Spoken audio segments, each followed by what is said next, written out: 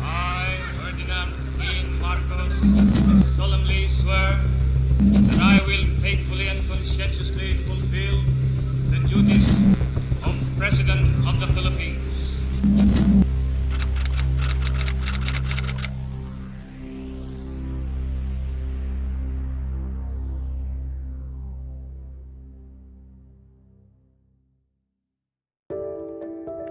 Ferdinand Emanuel Edralin Marcos Sr.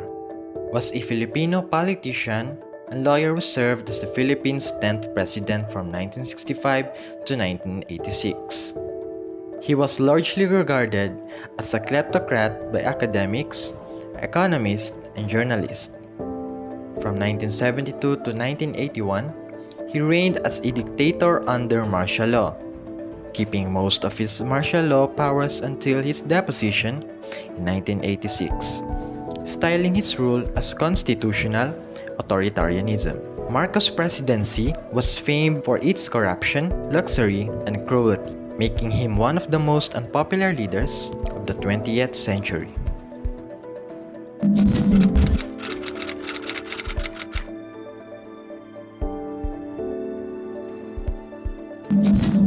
During Ferdinand Marcos' presidency, the importance given to science grew.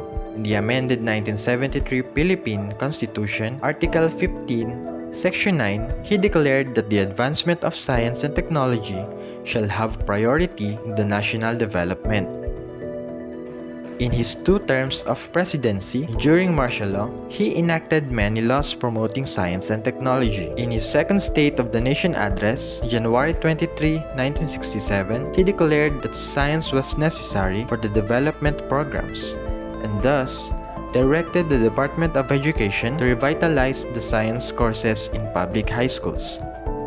The Department of Education, with the National Science Development Board, or NSDB, is organizing a project to provide selected high schools with science teaching equipment over a 4-year period.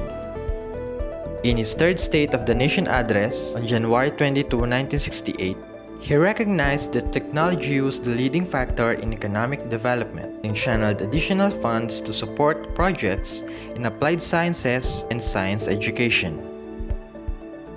In his fourth State of the Nation address on January 27, 1969, he gave a big part of the war-damaged fund to private universities to encourage them to create courses in science and technology. On April 6, 1968, he proclaimed 35 hectares in Bicutan, Taguig Rizal as the site of the Philippine Science Community.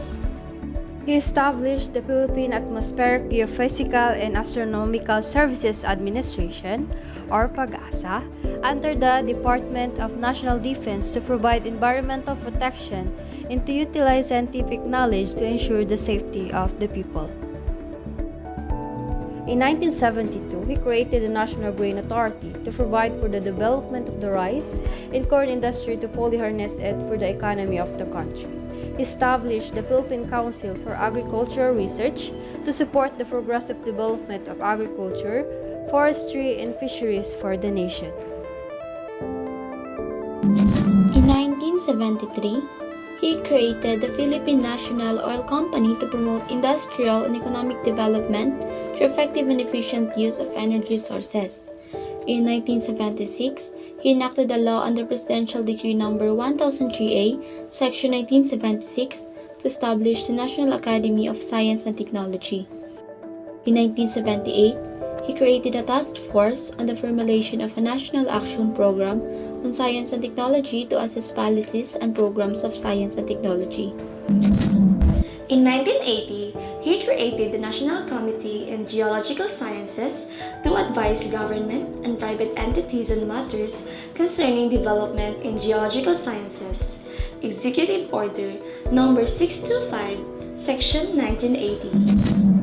In 1986, he established the Mindanao and Visayas campuses of the Philippine Science High School to encourage careers in science and technology and to be more accessible to the talented students in the Mindanao and Visayas areas. Executive Order No. 1090, Section 1986. He granted salary increases to the people with teaching positions in the Philippine Science High School due to their necessity in the advancement of national science.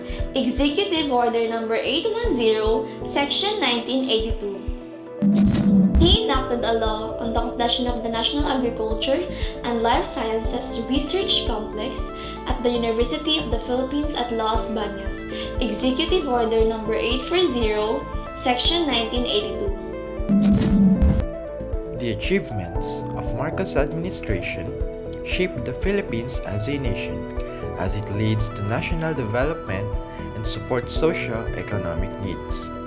Knowing that science and technology hold the key to the progress and development of any nation, it plays a fundamental role in wealth creation, improves the quality of life, and real economic growth and transformation in any society.